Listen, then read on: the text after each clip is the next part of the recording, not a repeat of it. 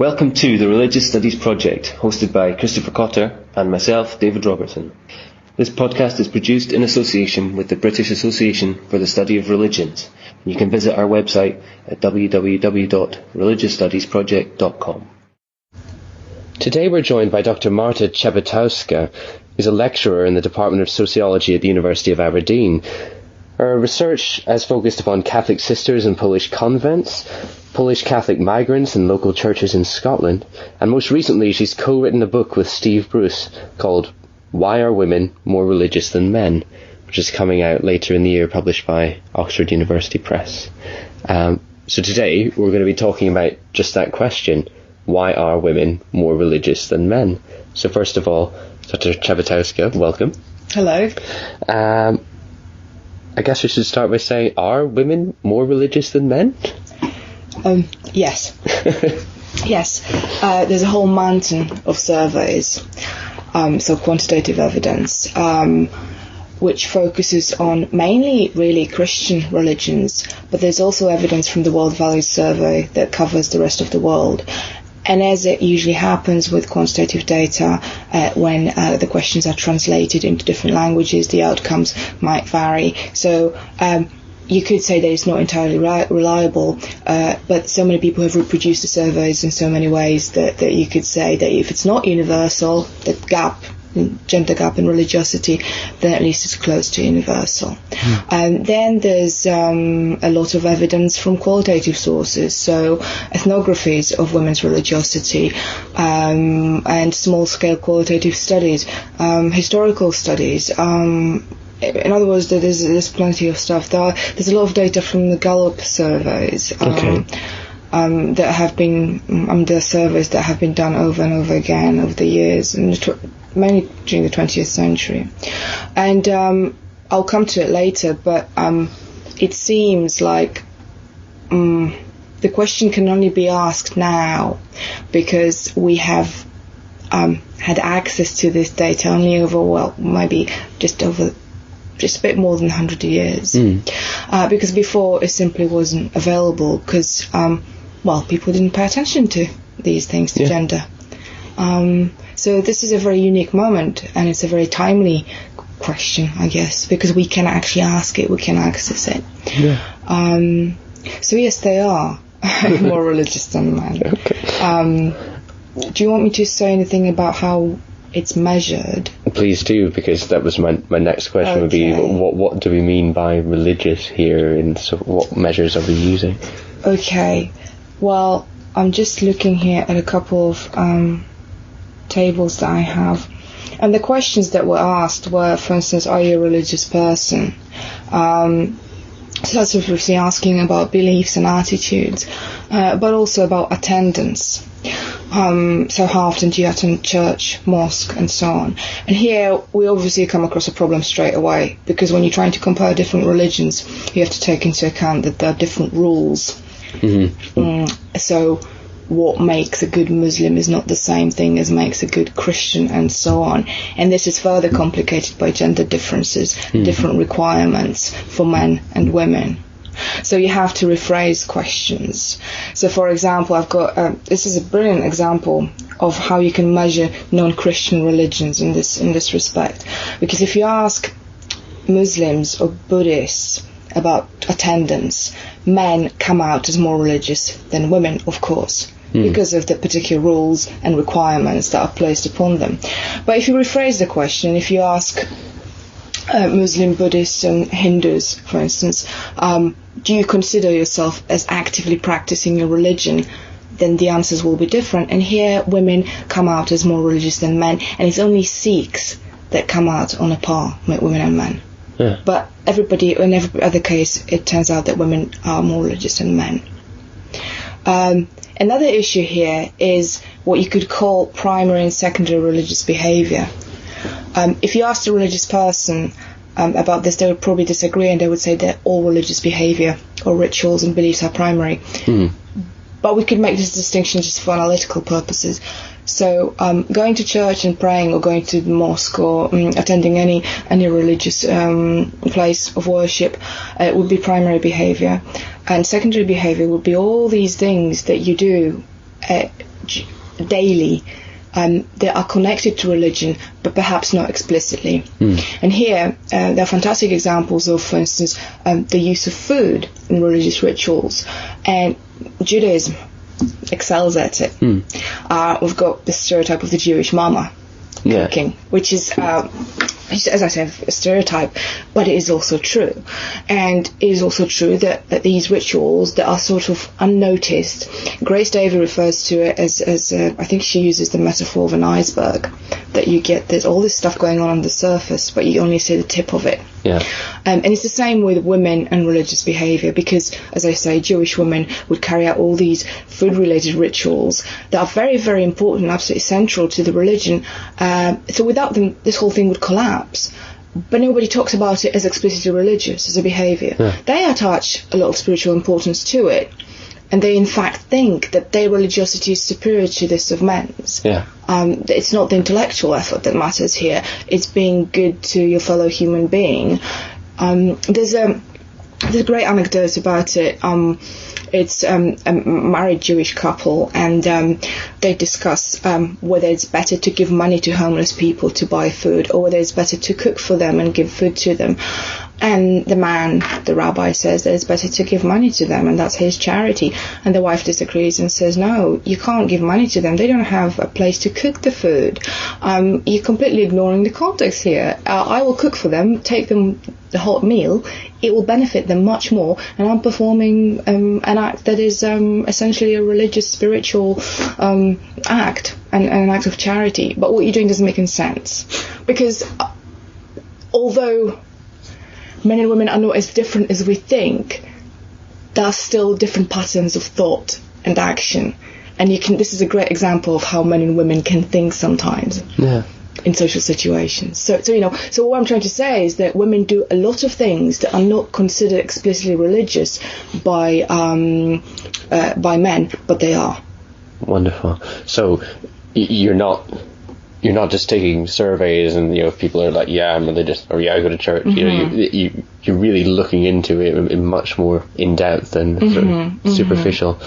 Having said that, that's one of the problems. That's part of the reason why we've written the book, is that we teach sociology of religion, and gender turned up on the agenda just about, I would say, 15 years ago. In fact, Tony Walter and Grace Davy wrote an article in 1998 that was, I think it was published in the British Journal of Sociology, about this question, about the gender gap in religiosity. And they suggested some tentative explanations that they gathered together. And it sort of went unnoticed.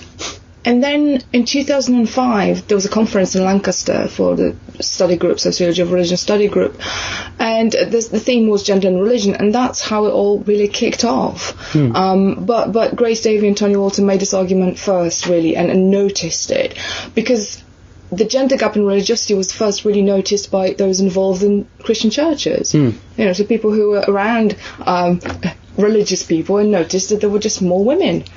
And thought that was, or some thought that was a problem. Some thought that was just a puzzle that was interesting to discuss.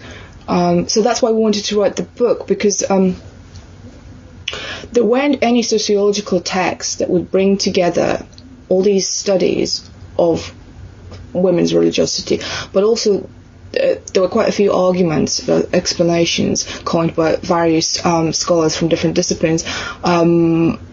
They were brought together, critically assessed, for undergraduates, really, or postgraduates who wanted to know something about it from a sociological point of view.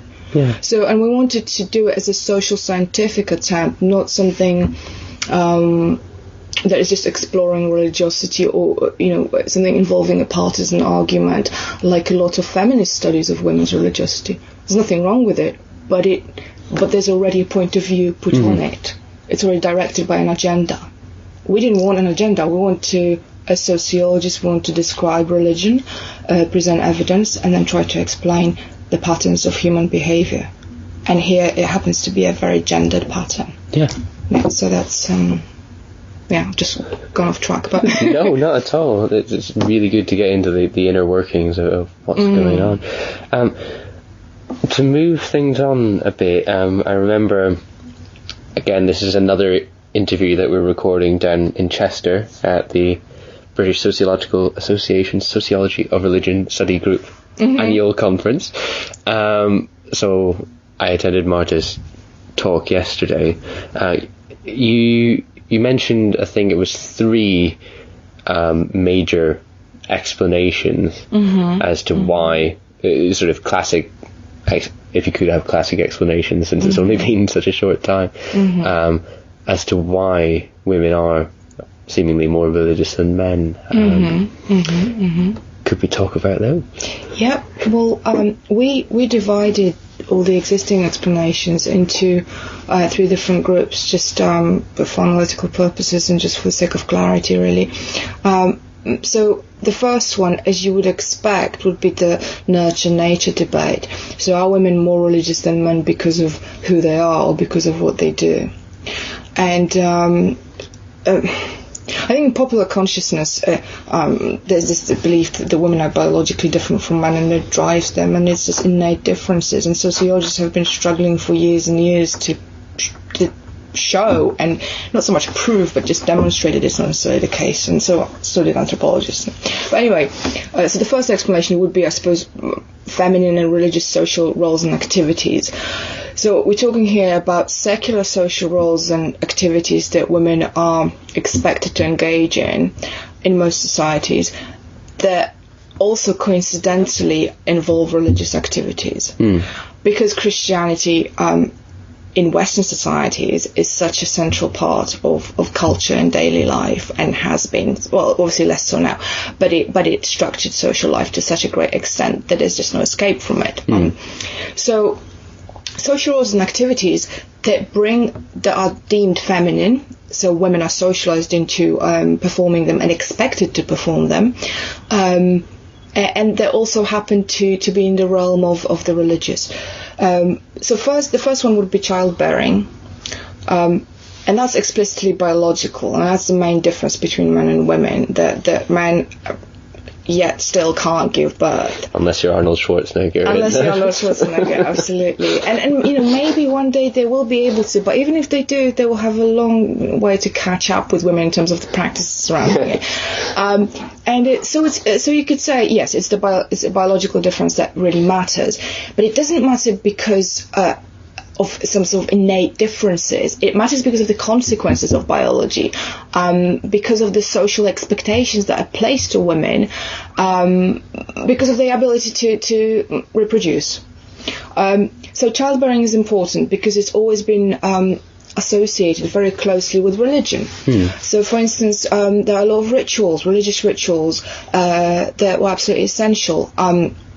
And surrounded childbearing. So baptism, the churching of women, so bringing women back into the church after they've given birth, in order to sort of make them clean again. Yes, and also to give thanks for surviving birth, because as you know, it wasn't. You could perhaps. I mean, a lot of women died in childbirth. A lot of children died. You would have up to 10, 12 children. Most of them might die, and you might die with them. And it was a dangerous business. So, and you would put faith into the divine rather than to science, because rationality wasn't as much around as it is now, and medical care. So that was the case for a long time. It's now an extinct ritual. It doesn't really happen. So that's one thing. Also, a lot of women consider childbirth, so a new life, as a miracle. Even if they're not particularly religious, they assign some spiritual qualities to it. And it doesn't mean that it's an explicitly spiritual experience, but there's something about birth and death that obviously is absolutely central to all religions. And because women are so close to it physically and experience it, and an embodied experience is an extremely important element of it. So in the past, obviously, if you survived and everything was well, you would give thanks to God. Now you perhaps rely more on medicine, but there's still this aspect that is unexplained. Well, were you creating something out of nothing? Which is quite incredible. So a lot of women see it as a spiritual experience. But here I've got to stress that these are women who already have religious background. Okay. You wouldn't have an atheist woman who would suddenly decide that it was a spiritual experience, probably. I mean, maybe, but it would be a rarity. Because you already have to have these templates in your mind in order to then impose them onto an experience and interpret the experience. So that's one thing. And then the consequence of it is obviously child rearing, so bringing up children. Women still are the ones who are the primary socializers of infants, of babies, of young children. And it very often involves religious behavior, church going. I think in the States there have been quite a few studies that showed that women go to church more after they've had children, and so do men, in fact. Because it's a family activity, and there's still a link between religious values and morality. And to be socialized as a proper citizen in a particular context, you might go to church in order to make sure that your child behaves. Basically, a lot of people send their children to Catholic schools in Britain because they think it's a good thing to do, because children will be taken care of there and brought up to be good citizens. So there's still this association between morality and positive values and religion, and women are more likely to be involved in that, and it just brings them into the orbit of organized religion more. And then caring for the sick and dying, obviously. Again, I don't recall the exact statistics, but that women do constitute the majority of primary carers, paid and unpaid, around the world, everywhere. And also there's a history of it. Obviously we had nurses, we had shrouding women who prepared bodies for burial. And these were all jobs that were not really, you weren't trained to do it pre-19th century. It was something women just knew because they were socialized by other women. So in a small village you would have women who would perform this as a favour to neighbours, for example. And then, of course, it was masculinized in the 19th century. It was turned into a business, undertakers. It's very rare to have female undertakers now, although you do get them. And there are female-only companies who do this. For instance, in Australia, there's one that's called the White Lady that does. It's women only, and a lot of men come to them when their wives die because they prefer women to take care of the body than the men. They just think it will be handled better because it's a female body handled by a female. So I mean, I'm extrapolating here, but it's a good example. Midwives obviously is another example, but anyway, women end up being closer to these things, and then just general caring. We're not saying that all women are more caring, but they're more likely to care. And we don't know why that is, but it's, again, I'm talking here about statistical averages. So they're more nurturing. They seem to be more interested in looking after other people.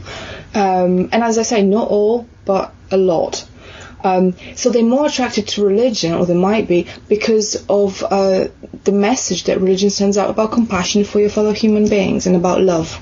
And it's expressed through taking care of other people. So that's the first explanation. Is the social roles and activities that seem secular, but actually are coincidentally linked to religion. And women are more likely to perform them. That's really it. The next one is risk aversion. Yeah. And this one is an American argument. I'll try to put it, it's very complicated. Every time I explain it to students, I get confused myself. I have to go back, so it's not a very good advert for it. But the basic idea is that all human beings are religious or have a need for religion. Just that's the starting point. So not believing in God, according to Pascal's wager, could be considered a risk, because if God exists and you don't believe in God, then after you die, you're not in a very good position. So it's safer to believe, because then whatever the outcome, you're okay. Now, studies have shown that men are more likely to be risk takers than women. Men simply take more risks. And again, there's the question of defining risk here, which is problematic.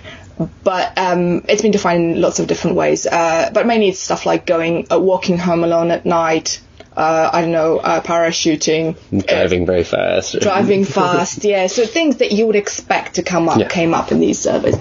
And it turned out, yes, women are less likely to take risks than men. So because women are more risk averse, they will be more likely to believe in God.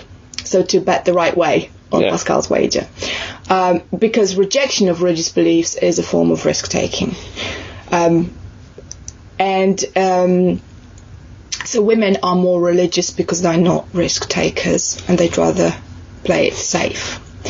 And I'm not going to go into details because this is, as I say, it's very complicated. There's a lot of background to it. But then the question is why? Because we're still going back to, well, why? Why are they not risk takers? And of course, sociologists rush to suggest that it's socialization. Women are socialized to be submissive and passive and careful. But Rodney Stark, who wrote a quite detailed article on it, disagreed with it and said, well, basically, socialization is such a wide and complex concept that you would really have to try and narrow it down first or break it down into different aspects and then measure it separately. You can try to do it, but it's probably not very successful because it's just not narrow enough. And, are we talking about children? Are we talking about teenagers? Are we talking about grown-up women? When does it end? You would have to be very, very careful at measuring it. So socialization too wide as a concept. And in fact, Stark has written an article about it and has analysed statistics to show that women in more liberal societies are actually more religious. It shouldn't be like this because they should be socialized into liberal values, therefore be less religious. But they're not. So societies that allow abortion and are very progressive in terms of gender roles, actually in these societies women are more religious than in conservative societies, which is a strange thing, and it's a very sophisticated statistical analysis of this that led him to these conclusions. But he basically, you could safely say that he disproved it. So then there's been an argument that it could be physiology. So men take risks because of high levels of testosterone and low levels of cortisol, which is a fear hormone. So men are basically less scared physiologically. And even Stark himself rejected this argument in the end as a sociologist, and he's really reluctant to admit it. But his point was that if the difference is universal, then the answer has to be universal, and biology would provide a universal answer. So that's the second argument: risk taking and irreligiosity. And finally, there's the argument that focuses on what is referred to as masculinity femininity scale, you could call it. So it's this argument that starts from the basis of saying that masculinity and femininity are gender orientations. So you can have men who are more or less masculine, or you can have women who are more or less feminine. You can have feminine men and masculine women. And of course you can imagine this is measured using very stereotypical ideas, traits, whatever's associated with femininity or masculinity. But it's a bit more flexible because we're not talking here about men and women. We're talking about degrees of gender identification or attitudes. And this argument was made by psychologists. So here religiousness is actually associated with degrees of femininity because it's femininity that is associated with religion, religiosity. The two have something in common. So it's the degrees of femininity within each gender. So according to this, feminine men and feminine women would be more religious than masculine men and masculine women. And this is probably the most flexible argument, and there's something to it, definitely. Now, another American scholar extended this to sexual orientation.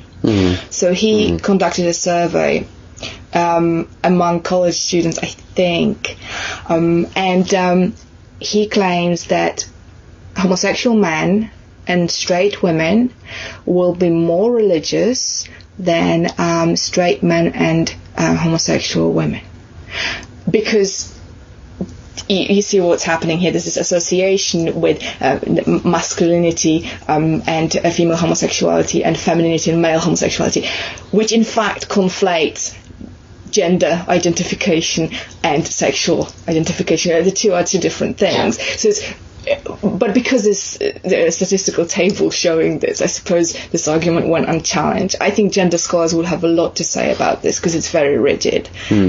because it's basically playing on the argument of camp men being more religious, right? Anyway, so that's the final argument, that religion and femininity have something in common. And we think that the question can be, well, you can ask the question and phrase it as if it actually regarded some unitary social fact, but it's not, because human life is not an experiment that's contained in a lab. We have different aspects that come into play here. So we argue that it's a sum of small differences that all come together and all interact. So a number of social facts regarding different gender behaviours that all get together and interact and produce a particular effect. Have we got time still to go through them? We do. Yeah, 5-10 minutes. Sure, yeah.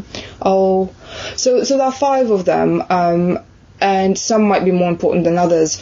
The first one is lagged effects of secularization. So this is the idea that modernization undermines the plausibility of religion and the role of religion in the public sphere, because men were in the public sphere. They were affected first, and they left organized religion. They left churches first, so they were alienated first. And modernization also erodes traditional gender roles. So this means egalitarianism, and this means that lifestyle and life chances for men and women are actually becoming more similar gradually. We're not saying that equality has been achieved. We're just saying that it's moving gradually. Yes. So women may become more religious, and the gap might diminish or disappear altogether. The gender gap in religious justice. So lagged effects of secularization is one. Vicarious religion, respectability, and patriarchy is number 2. So a lot of the time women are religious because men wish them to be religious, quite simply. And women conform. Women perform religion on behalf of men very often, because in many religions, religious merit can be transferred from one person to another. So if your wife prays for you, you're fine too, as a man, and you know it, because you obviously socialised in these values. So that's vicarious religion. Women do religion on behalf of men.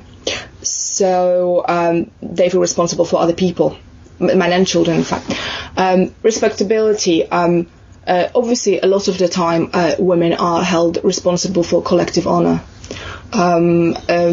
So they expected to perform morality, again, on behalf of men. That's connected to religion. So I mentioned this yesterday, the example of Protestant terrorists in Northern Ireland who were very proud of having God-fearing wives who would raise their children right, but they themselves did not exactly behave in a very loving and religious manner, you could say. So, but they wanted their wives to be God-fearing. It was important to them. So godly women raise children as ethical and moral citizens on behalf of society, I guess, of men. And women, as I said, are more likely to be primary agents of socialization, so they're just more involved in religion, so that's another element. And obviously all of this has to do with the way society is organised, which is still very patriarchal. So women perform particular roles that they're expected to perform, and they conform a lot of the time quite happily. Yeah, just to buy in, you've been saying that women conform a lot. I can see feminists, would not like to hear that. I think this is what I was talking about before. You have to distinguish here between some sort of political agenda and just describing reality. Reality is that people do quite well at doing what you want them to do if they're socialised right. And of course you can reject it and act against it, but there are plenty of examples of women and men doing what they're expected to do. Men conform too. Yeah. It's just that women are sometimes worse off than men in the bigger picture. So we know, absolutely, yeah. I'm using the word conform, but I could just use a different word that I can't think of. But just, and we're not saying, we could use the word they're coerced. We could use any word and they'll give it a different flavour, but the gist of it is that they do these things. Yeah. more women do than don't. So the third point is control of sexuality, which is exactly to do with that. So all religions have something to say about sexual activity, what you can do with whom, when, and so on. And again, women are often responsible or held responsible for men's sexual urges. So they supposed to be camouflaged, kept indoors. They're responsible for male sexuality, and a lot of religions expect them to be. Even the ones who consider themselves liberal, it still happens. So that's one connection to it. But then women also use religion to manage their own sexuality and to regulate male sexual demands. So you can use religious rituals that seem oppressive would seem oppressive to secular feminists to your own advantage. And this has to do with the whole question of oppression versus liberation, because secular feminists would say to a woman in a conservative religious tradition, why don't you just leave? If the religion, if it's not right for you, you disagree with so many aspects of it, why don't you just leave and be secular? And it's because these women think that faith is important to them, so they will ignore the aspects that they don't agree with, or they will try to get around them. And this is where a lot of women use these rules regarding sexuality in order to actually get their own way. But you asked me yesterday if it was a utilitarian thing, perhaps, and I don't think it's that cynical. I think it's just we do it in everyday life. It just so happens that these rules here are informed by religion. I always say to my students, who is more oppressed, a Muslim woman who's covered up, or you out on the town in a short skirt and high heels in the middle of the night? I don't know which one is more oppressed.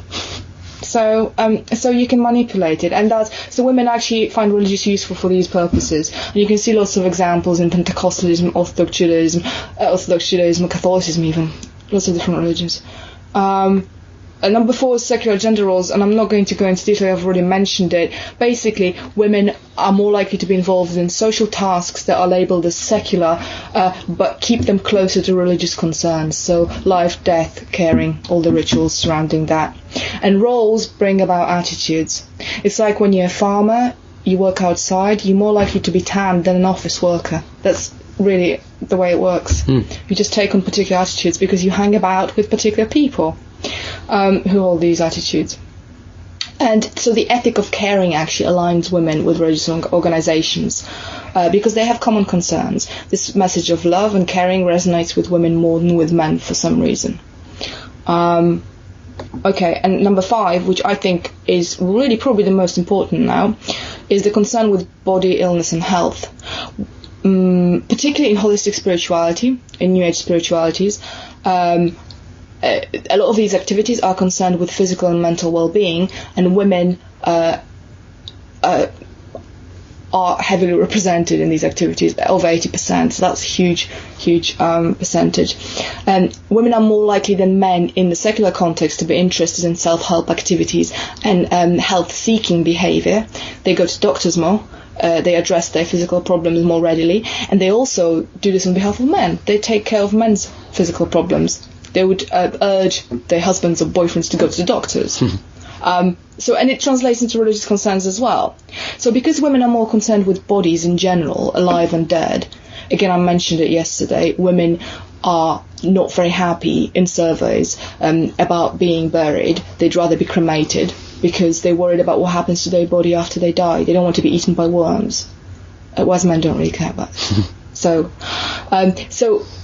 women are also more concerned with diet, exercise and bodily discipline, which is central to many religions. So again, we've got this almost a coincidence where things come together for women and religious people.